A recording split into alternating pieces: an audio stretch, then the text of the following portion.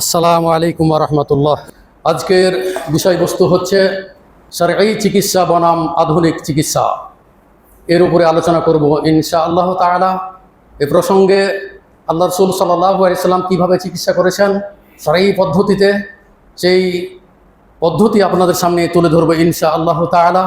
এ প্রসঙ্গে যে হাদিসগুলি বর্ণিত হয়েছে, বুখারী বর্ণিত ৬৪০৫ নম্বর হাদিস, বুখারী বর্ণিত ৬০০৪ নম্বর হাদিস, মুসলিম বর্ণিত ২২০০ নম্বর হাদিস, ২২০৪ নম্বর হাদিস, আবু দাউদ বর্ণিত ৩৮৫৫ নম্বর হাদিস, আবু দাউদ বর্ণিত ৩৮৭১ নম্বর হাদিস, আরও অন্যান্য হাদিস যেগুলো আপনাদের সামনে উপস্থাপন করব ইনশাআল্লাহ তাআলা।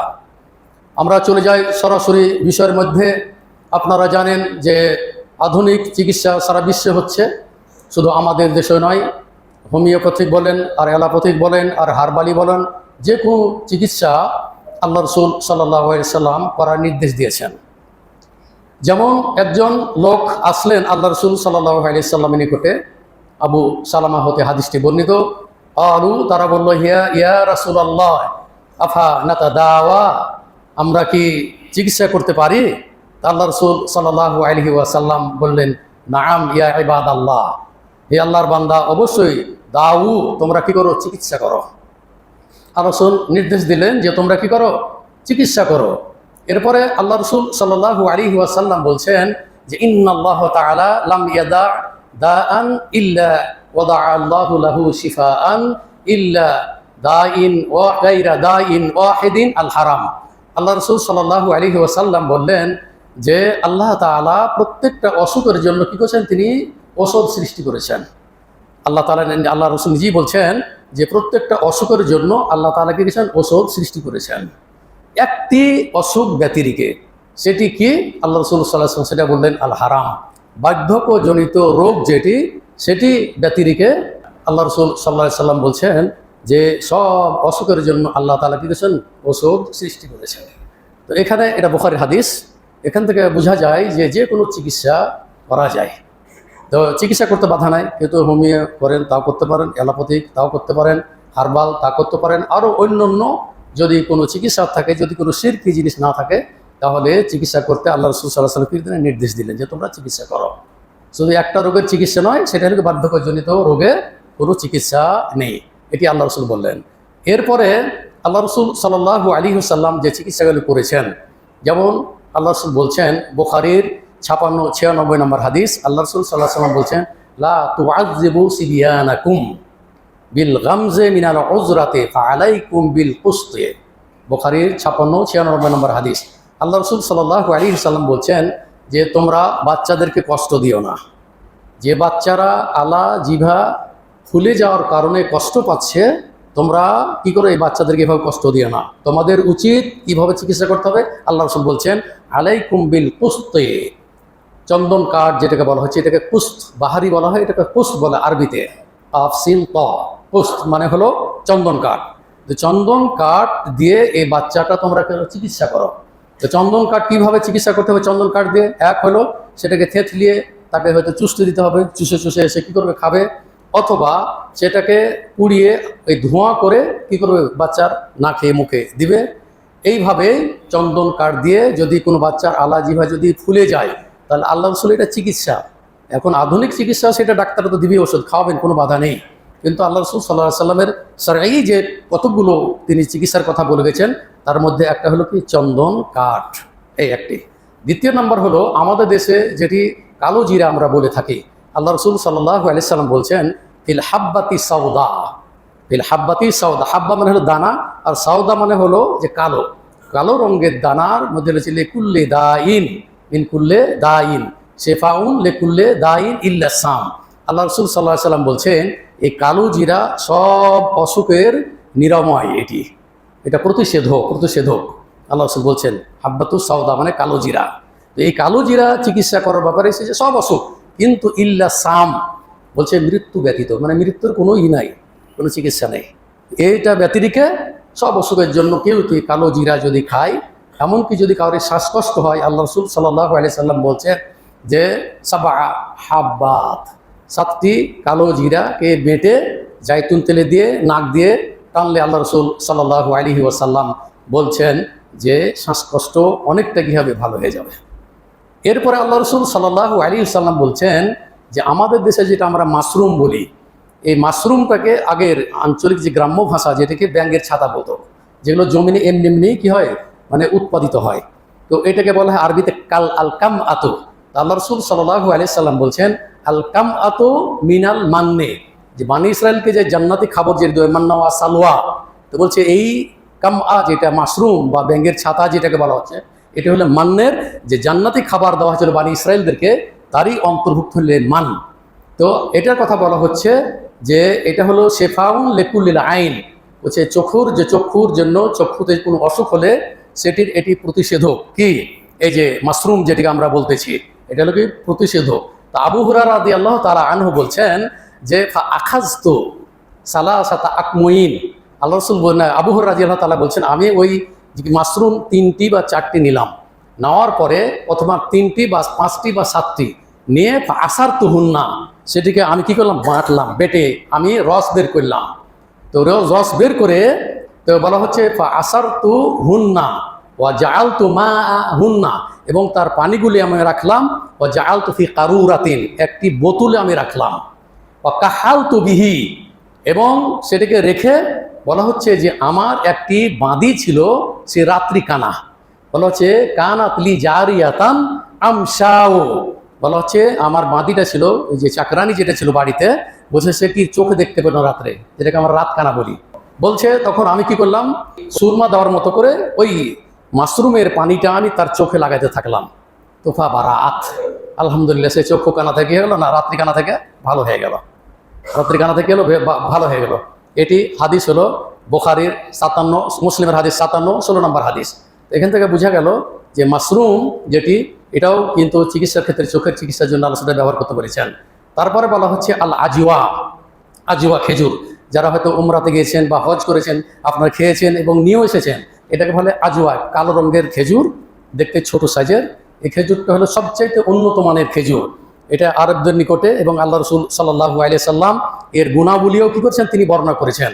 যেমন আল্লাহ রসুল সাল্লাল্লাহু আলাইহি ওয়াসাল্লাম বলছেন মান তাসাব্বাহা বিসাবঈ তামারাতিন আজওয়াতিন, কেউ যদি কি করে সকালে 7টি আজওয়া খেজুর খায়, আল্লাহ রাসূল বলছেন লাম ইয়াদুররাহু যালিকাল ইয়াউম, ওই দিন বলছে লা ইয়াদুররু সাম্মুন ওয়ালা সিহরুন, বলো সেদিন তার যদি বিষধার কোনো সাপে কাটে তাহলে বিষক্রিয়া হবে না এবং কোনো জাদু প্রভাব সেখানে খাটবে না।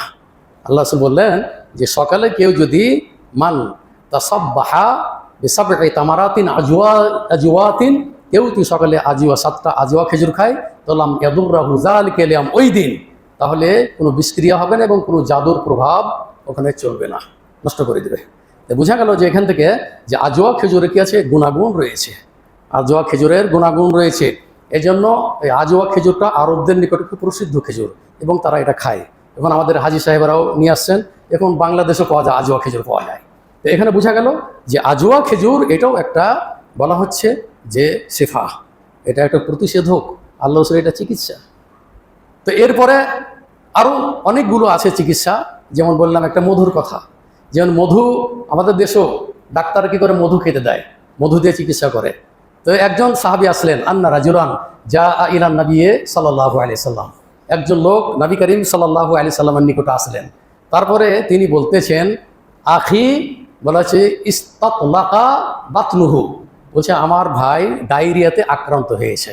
আল্লাহ রসুল সাল্লাল্লাহু আলাইহি সাল্লাম বলল ইসকিহি আসালান, তুমি তাকে কি করো মধু পান করাও। তারপর সাকাইতুহু, তারপর তাকে আমি কি করলাম মধু পান, সাকাইতুহু আসালান, আমি তাকে মধু পান করালাম। এই মধু পান করালাম, তারপরে সুম্মা জিইতু ইলা রাসূলিল্লাহ, আবার আল্লাহ রাসূলের নিকটে আসলাম। আসার পরে আল্লাহ রাসূলকে বললাম যে সাকাইতুহু আসালান, হে আল্লাহ রাসূল আমি তাকে মধু পান করিয়েছি, কিন্তু ফালাম ইয়াজিদহু ইল্লা ইস্তিতলাকান, আমি যতবার তাকে মধু খাওয়াচ্ছি ডায়রিয়া তার বাড়তি আছে, ডায়রিয়া বৃদ্ধি পাচ্ছে, মানে ডায়রিয়া ভালো আরো বেশি হয়ে যাচ্ছে।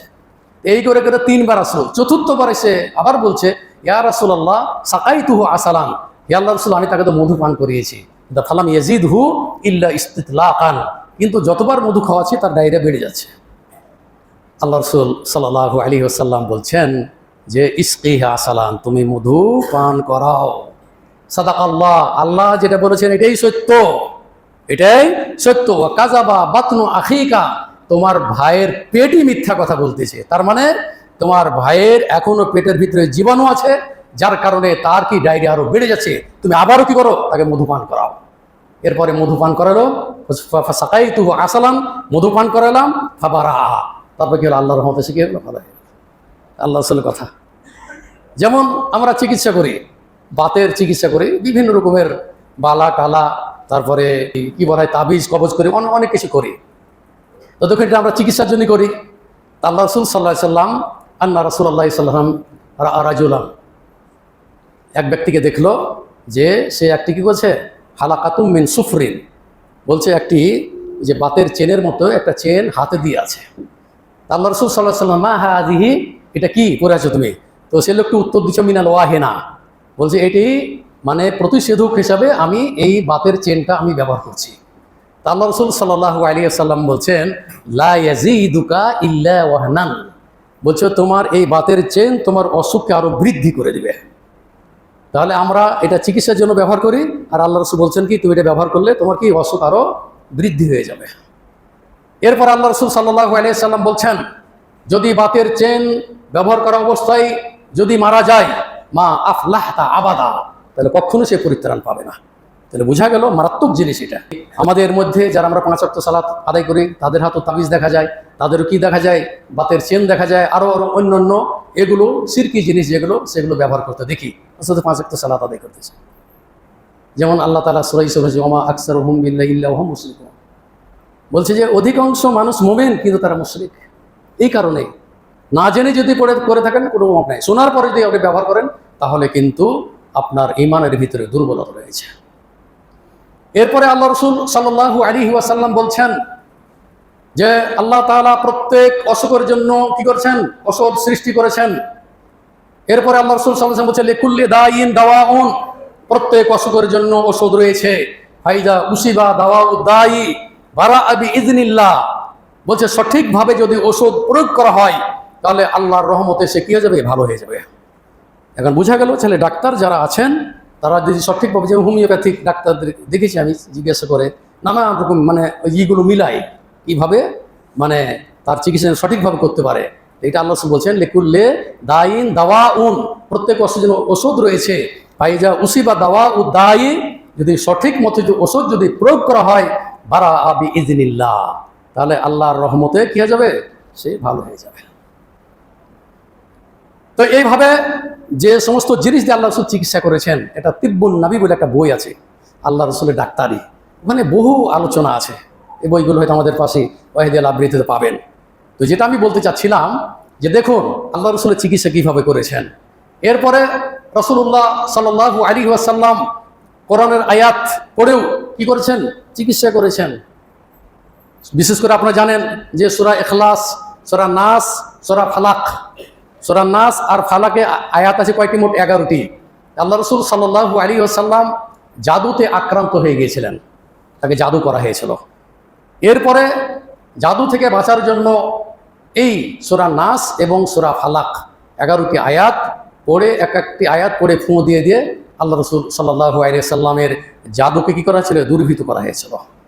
এই নাস ফালাক পড়ার ব্যাপারে এখনো যেটা হাদিস এসেছে যে আল্লাহ রসুল সাল্লাল্লাহু আলাইহি ওয়াসাল্লাম এই সূরা নাস ফালাক দিয়ে কি করেছেন, তিনি চিকিৎসা করেছেন। এমনকি আল্লাহ রসুল সাল্লাল্লাহু আলাইহি ওয়াসাল্লাম যখন মুমূর্ষ অবস্থায়, তখন আয়েশা রাদিয়াল্লাহু তাআলা আনহা তিনি কি করেছেন, সূরা নাস পড়েছেন, সূরা ফালাক পড়েছেন, তারপরে ফুঁ দিয়েছেন, দিয়ে আল্লাহ রসুলের হাত দিয়েই তার শরীরটাকে কি করেছেন, মাসাজ করেছেন। কারণ তিনি তো করতে পারতেন নিজে, কিন্তু না, আল্লাহ রসুল সাল্লাল্লাহু আলাইহি ওয়াসাল্লাম বরকাতান হিসাবে, তার বরকত হিসাবে আল্লাহ রসুলের হাত দিয়ে কি করেছিলেন, তিনি ওই হাতটা মুছে দিয়েছিলেন শরীরে, এইভাবে চিকিৎসা করেছেন। তো আয়েশা রাদিয়াল্লাহু তাআলা আনহা বলছেন যে আমি কি করতাম, এই কুল আউযু বিল ফালাক এবং কুল আউযু বিরাব্বিন নাস এটি পড়ে আমি কি করছি, আল্লাহ রসুল হাত দিয়ে পুরো শরীরটাকে মাসাজ করে দিয়েছি। তো আপনারাও ওষুধ খান, বাধা নেই, যে কোনো কোয়ালিটির ওষুধ আপনারা খেতে পারেন, কিন্তু তার সাথে সাথে শারীরিক চিকিৎসাটা করুন। সকালে সন্ধ্যায় আপনি সূরা ইখলাস, সূরা নাস, সূরা ফালাক পড়ে আপনি হাতে ফুঁ দিয়ে শরীরকে আপনি মাসাজ করেন, 3 বার করে। আপনি ওষুধ খাচ্ছেন, খান, কিন্তু আল্লাহ রসুলের চিকিৎসাটা করেন। আপনাদের এখানে হয়তো বলেছিলাম কেনা মনে নাই, একজন ডাক্তার একজন রোগীকে দেখে আমাদের আত্মীয়র মধ্যেই বললো যে যা খাবে ওকে খাইয়ে দেন, আর বাঁচবে না। পাঠিয়ে দিল। পাঠিয়ে দেওয়ার পরে সারি চিকিৎসা করতে লাগলো। সূরা নাস, ফালাক, কোরআন আয়াত এগুলো পড়ে আর ফু দেয়, এইভাবে চলে। ওই লোকটা কতদিন বেঁচে থাকলো? 25 বছর বেঁচে থাকলো। 25 বছর বেঁচে থাকলো। অথচ ডাক্তার বললো কি যে এর হায়াত শেষ, আর কোনো চিকিৎসা নেই, হবে না। তো শরঈ চিকিৎসা যেটা, সেটা অবশ্যই আপনি করবেন।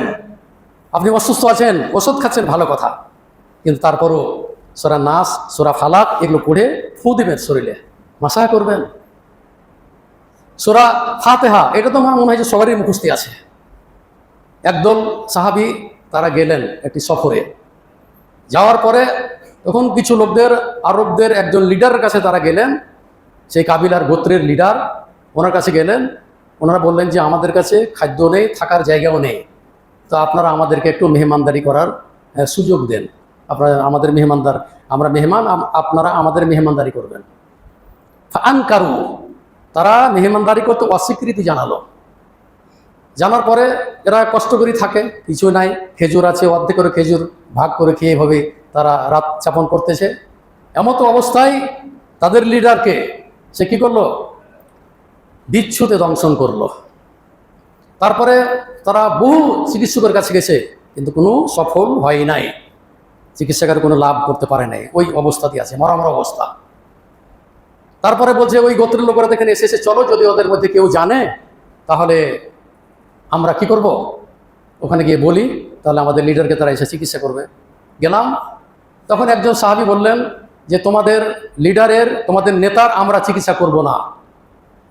কি জন্য? যে তোমরা আমাদের মেহমানদারি করো নাই। পরিশেষে তখন রাজি হলো, এক পাল ছাগলের পরিবর্তে চিকিৎসা করবে সে। তো সে তখন কি করলো? সূরা ফাতিহা দিয়ে ওই ফু দিতে লাগলো। ফু দিতে দিতে সে পুরো আরোগ্য দান করলো ওই নেতা। তখন ওদেরকে শর্ত অনুযায়ী এক পাল ছাগল দিয়ে দিল। তারপরে আল্লাহ রসুল সাল্লাল্লাহু আলাইহি ওয়াসাল্লামের নিকট কেউ বলছে চলো যাই, জিজ্ঞাসা না করা পর্যন্ত এটা আসলে ঠিক হয়েছে কিনা, সূরা ফাতিহা পড়ে চিকিৎসা করা ঠিক হয়েছে কিনা, আল্লাহ রসুলের নির্দেশ না পাওয়া পর্যন্ত আমরা এই ছাগল বা বকরি আমরা খাবো না। আর রসুল সাল্লাল্লাহু আলাইহি ওয়াসাল্লামকে সংবাদ দেওয়া হলো। আল্লাহ রসুল বলছে কে তোমাদেরকে বললে যে এটা পড়ে ফু দিলে ভালো হয়ে যাবে, চিকিৎসা করা যায়? যে আল্লাহ রসুল, আমি আল্লাহর কোরআন আয়াত হিসাবে আমি পাঠ করেছি। তো বললে আল্লাহ রসুল স্বীকৃতি দিলেন যে না, তুমি ঠিকই করেছো। তারপরে আল্লাহ রসুল হাসতে হাসতে বললেন যে আমার জন্য একটা ভাগ তোমরা রাখিও। তো এখান থেকে বোঝা গেল যে সূরা ফাতিহা পড়েও কি করা যায়? চিকিৎসা করা যায়, ফাতিহা পড়ে ফু দেওয়া যায়। তারপরে যে সমস্ত মন্ত্রতন্ত্র আমাদের দেশে যেগুলো চালু আছে, এগুলো দিয়ে চিকিৎসা করা যাবে না, ঝাড়ফুঁক জায়েজ শরীয়তে। যেমন মুসলিমের 2204 নম্বর হাদিস, আল্লাহ রসুল সাল্লাল্লাহু আলাইহি সাল্লাম বলছেন, মুসলিম বর্ণিত হাদিস, ইরাজু আলাইয়া রুকাকুম, ইরাজু রুকাকুম, তোমরা করে ঝাড়ফুঁক করো। লা বা'সা বির রুকা, ঝাড়ফুঁক করতে শরীয়তে কোনো বাধা নেই। আল্লাহ রসুল বলছেন ঝাড়ফুঁক করতে শরীয়তে কোনো বাধা নেই। মা লাম ইয়াকুন ফিহি শিরকুন, যদি তার মধ্যে কোনো শিরকি জিনিস যদি না থাকে, তাহলে সেই ঝাড়ফুঁক শরীয়তে কি জায়েজ। তো ঝাড়ফুঁক জায়েজ আছে, কিন্তু যদি শিরকি কোনো মন্ত্রতন্ত্র পড়ে, যেমন আগে কি সাপ যখন দংশন করতো তখন কি করতো? ওই মন্ত্রতন্ত্র দিয়ে কি করতো? বিষ নামাইতো, এভাবে চিকিৎসা করতো। এখনো মানুষ অন্ধ হয়ে আছে, এখনো কি করে? সাপে দংশন করলো, দেখলো হ্যাঁ লোকটা সাপে কাটা, তারপরে ওই কবিরাজ শুরু করলো, এ করতে করতে আর 12টা বাজিয়ে দিল, মেডিকেলে নিয়ে এসে তখন আর কোনো রক্ষা নেই। এখনকার যে আধুনিক চিকিৎসা, সেটা হচ্ছে এই যে অবশ্যই আপনার মেডিকেলে নিয়ে যেতে হবে, সেখানে ব্যবস্থা আছে, উন্নত মানের চিকিৎসার ব্যবস্থা রয়েছে, সেখানে গেলে হয়তো রুগীটা বাঁচতে পারে, যে তার হায়াত আল্লাহ দিয়ে থাকেন। এখন ওই কবিরাজ, ওই ধান্দাবাজ, এগুলো দিয়ে কোনো কাজ হবে না, এই সাপের এগুলো চিকিৎসা নয়। একজন মারা গেছে, তারপরও এখনো বলছে ওর জান ফিরিয়ে আমি দিচ্ছি আর কি, ভগবান মন্ত্রতন্ত্র ভাবে সেটা ঠিক আছে, এভাবে চিকিৎসা করতেছে। কেন? একটা মানুষ মারা গেলে ওকে ফিরিয়ে আনতে পারবে? কোশ্চিন কেন নয়। ফাইদা জা আজারুহুম লা ইস্তাখিরুনা সাআতাও ওয়া লা ইস্তাকদিমুন, সূরা ইউনূসের 49 নম্বর, সূরা নাহলের 61 নম্বর আয়াত। আল্লাহ তাআলা বলছেন মানুষের যখন নির্দিষ্ট মৃত্যুর সময় যখন এসে যাবে, তখন আর আগ পিছ হবে না। তাহলে আমাদের উচিত যে আমরা তৌহিদপন্থী, আমরা কোনো মুশরিকদের অন্তর্ভুক্ত হতে চাই না। আল্লাহ রাসূল সাল্লাল্লাহু আলাইহি ওয়াসাল্লাম বাড়ি থেকে যখন বের হতেন তখন বলতেন বিসমিল্লাহি তাওয়াক্কালতু আলাল্লাহ হাওলা ওয়ালা কুওয়াতা ইল্লা বিল্লাহিল আলিয়্যিল আযীম বলে বের হতেন। এরপর আল্লাহ রাসূল সাল্লাল্লাহু আলাইহি ওয়াসাল্লাম বলছেন নাজালা মানজিলান, তারপর তার অবতরণ স্থলে যখন সে অবতরণ করবে, অজানা জায়গা, অচেনা জায়গা, চিনে না, সেখানে বাঘ আছে না, ভাল্লুক আছে না, সাপ আছে না, বিচ্ছু আছে, কিছুই জানা নাই তার। আল্লাহ রাসূল সাল্লাল্লাহু আলাইহি সাল্লাম বললেন যে নাজালা মানজিলান, অবতরণ স্থলে নেমে যদি এই দুয়াটা পড়ে আউযু বিকালিমাতিল্লাহি তাম্মাতি মিন শাররি মা খালাক, আল্লাহ তোমার পরিপূর্ণ কালেমা দ্বারাই আমি এই সৃষ্টিকুলের অনিষ্টতা থেকে তোমার নিকটে কি চাচ্ছি, আমি পানাহ চাচ্ছি। আউযু বিকালিমাতিল্লাহি তাম্মাতি মিন শাররি মা খালাক, এই একটি ছোট্ট দোয়া। যদি ওখানে অবতরণ করার পর কি করে সেই দোয়াটি পাঠ করে, আল্লাহ রাসূল সাল্লাল্লাহু আলাইহি ওয়াসাল্লাম বলছেন লাম ইয়াদুররাহু শাইউন হাত্তা ইয়ারতাইলা মানজিলিহি, বাড়ি আসা পর্যন্ত তার কোনো কিছু ক্ষতি করতে পারবে না। না ওকে সাপে দংশন করবে, না ওকে বাঘে খাবে, না কোনো দুশ্মনে তাকে হত্যা করবে, যে কোনো অনিষ্ট থেকে আল্লাহ তাআলা কি করে রক্ষা করবেন কোনো এই কালেমার বদৌলতে। এটাতে বড় চিকিৎসা যে এই দোয়া পড়লে ওই অবতরণ স্থলে গিয়ে যে বিসমিল্লাহি তাওয়াক্কালতু আলাল্লাহ পড়ে বাড়ি থেকে বের হলেন, তারপর অবতরণ স্থলে নেমে যদি বলেন আউযু বিকালিমাতিল্লাহি তাম্মাতি মিন শাররি মা খালাক, এই দোয়া পড়লে আপনার কোনো ক্ষতি করতে পারবে না। এর আগে আপনাদেরকে বলেছিলাম যে আল্লাহ রাসূল সাল্লাল্লাহু আলাইহি ওয়াসাল্লাম বলছেন যে এই দোয়াটি যদি কেউ সকালে পড়ে, বিকালে তার কোনো আকস্মিক বালা মুসিবতের সে মুখোমুখি হবে না। বিকালে যদি কেউ পড়ে তাহলে সকাল হওয়া আগ পর্যন্ত কোনো বালা মুসিবত, আকস্মিক কোনো বালা মুসিবতের সে মুখোমুখি হবে না। বিসমিল্লাহিল্লাযী লা ইয়াদুররু মা ইসমিহি শাইউন ফিল আরদি ওয়ালা ফিস সামায়ে ওয়া হুয়াস সামিউল আলিম, ছোট্ট একটি দোয়া যদি সকালে পড়ে আল্লাহ রাসূল সাল্লাল্লাহু আলাইহি ওয়াসাল্লাম বলছেন লাম তুসিবহু ফাজআতু বালাইন, আকস্মিক কোনো বালা মুসিবতের সে মুখোমুখি হবে না। এই দোয়াটা আপনাদের মুখস্থ করা দরকার, পড়া দরকার। মুখস্থ না থাকলে দেখে দেখে পড়ুন। বিসমিল্লাহিল্লাযী লা ইয়াদুররু মা ইসমিহি শাইউন ফিল আরদি ওয়ালা ফিস সামায়ে ওয়া হুয়াস সামিউল আলিম। একজন লোককে রাত্রে বিচ্ছুতে দংশন করেছে। আল্লাহ রাসূল বলছেন লাদাগাতনিল আকরাবু ফি মিনাল বারিহা, বলছে গত রাত্রে আমাকে বিচ্ছুতে দংশন করেছে। তা আল্লাহ রাসূল সাল্লাল্লাহু আলাইহি ওয়াসাল্লাম বলছে লাউলা আনতা কুলতা, যদি তুমি এই দোয়াটা পড়তে আউযু বিকালিমাতিল্লাহি তাম্মাতি মিন শাররি মা খালাক লাম ইয়াদুররাকা, বলে এই দোয়াটা পড়লে তোমাকে আর ওই বিচ্ছু বা সাপে তোমাকে দংশন করতো না। এটা কাদ, একটা বিশ্বাস, এটা রেখেই কিন্তু আপনাদেরকে পড়তে হবে। যেমন এগুলো তো অনেক ফজিলত আছে, এই ফজিলতের বদৌলতে আল্লাহ তাআলা কি করবেন, জান্নাত দিবেন আমাদেরকে ইনশাআল্লাহ। এই জন্য চিকিৎসার সাথে সাথে, আধুনিক চিকিৎসার সাথে সাথে আপনি শারঈ চিকিৎসা করুন। আল্লাহ তাআলা আপনাকে সুস্থ রাখবেন এবং ভালো থাকবেন। সকালে উঠতে আপনার মনটা উৎফুল্ল হবে, ইবাদত বন্দি করতে ভালো লাগবে। অনেক মানুষ ধরেন কষ্ট করে ইবাদত বন্দি করছে, সিয়াম রাখছে, সোমবার দিন, বৃহস্পতিবারের দিন, তারপরে আইয়ামে বীজ 13, 14, 15 তারিখ রোজা রাখছে, আবার ইবাদত বন্দিও করছে। তাহলে তাদের মাঝে আমাদের মধ্যে পার্থক্য আছে না? আছে। যে ব্যক্তি সকালে ফজরের সালাত আদায় করে বসে থাকলো, আল্লাহ জিকির আজকার করলো, করার পরে সূর্য যখন উঠে গেল স্পষ্টভাবে, তখন 2 রাকাত সে সুন্নাত আদায় করলো। আল্লাহ রাসূল সাল্লাল্লাহু আলাইহি সাল্লাম বলছেন কাজিরে হাজ্জিন ওয়া উমরাতিন তাম্মাতিন তাম্মাতিন তাম্মাতিন, সে এক হজ এবং এক উমরার সমপরিমাণ সে নেকি পাবে। হজ উমরা আদায় হবে না, কিন্তু নেকি পাবে। তাহলে এখানে তার মধ্যে আর আমাদের মধ্যে পার্থক্য আছে কি না? আছে। তাই আসুন আমাদের এই সময়টাকে আমরা ভালো কাজে ব্যয় করার আমরা চেষ্টা করি, মানুষের উপকার করার চেষ্টা করি। আল্লাহ রাসূল সাল্লাল্লাহু আলাইহি ওয়াসাল্লাম বলছেন যে খায়রুন নাস আনফাউহুম লিন-নাস, হচ্ছে ওই ব্যক্তি সর্বোত্তম যে কি করে মানুষের উপকার করে, সেই হচ্ছে সর্বোত্তম ব্যক্তি। চেষ্টা করবেন মানুষের উপকার করা, মানুষের ক্ষতি থেকে বাঁচার চেষ্টা করবেন, গীবত থেকে বেঁচে থাকার চেষ্টা করবেন, মানুষের ভুল ত্রুটি থাকলে সেটাকে গোপন রাখার চেষ্টা করবেন। মান সাতারা মুসলিমান সাতারাহুল্লাহু ইয়াওমাল কিয়ামা, কেউ যদি কোনো ভাইয়ের যে দোষ ত্রুটি গোপন করে, কিয়ামতের দিন আল্লাহ তাআলা তার দোষ ত্রুটি কি করবেন, গোপন করবেন। আল্লাহু ফি আউনিল আবদি মা কানাল আবদু ফি আউনি আখিহি, কেউ যদি কোনো ভাইয়ের যদি সহায়তা করে, আল্লাহ তাআলা কিয়ামতের দিন কি করবে, তার সহায়তা করবে। আল্লাহ যেন এই মনোভাব আমাদের সকলকেই যেন কি করেন, এই মনোভাব তৈরি করার জন্য তৌফিক দান করেন। আপনাদের জন্য দোয়া করতেছি, আপনাদের পরিবারের জন্য দোয়া করতেছি, সকল মুসলিমের জন্য দোয়া করতেছি।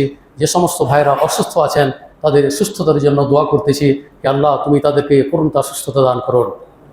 لا بأس طهور إن شاء الله أذهب الباس رب الناس واشف أنت الشافي لا شفاء إلا شفاؤك شفاء لا يغادر سقما।